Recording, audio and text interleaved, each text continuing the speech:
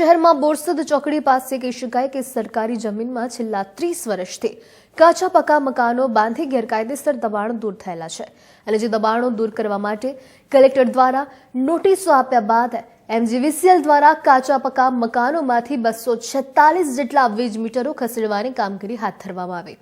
ત્યારે વાત કરી ખાસ પ્રાંત અધિકારી પણ ઘટના સ્થળે દોડી આવ્યા હતા। તેઓએ પણ દબાણકારોને દબાણ ખસેડી લેવા સૂચના આપી હતી।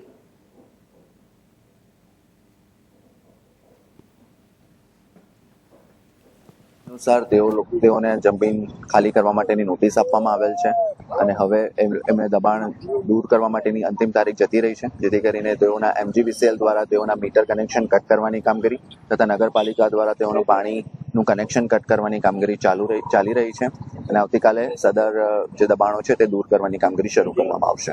તમામ લોકોને મારી અપીલ છે કે હજી પણ એમનો કોઈ પણ કિંમતી સામાન હોય તો તે પોતે સમેટી લે અને કિંમતી સામાનને આરક્ષિત કરી અને આ દબાણ છે તે સ્વેચ્છાએ દૂર કરી દે। અંદાજે કેટલા દબાણો? અંદાજે 300 જેટલા દબાણો થશે।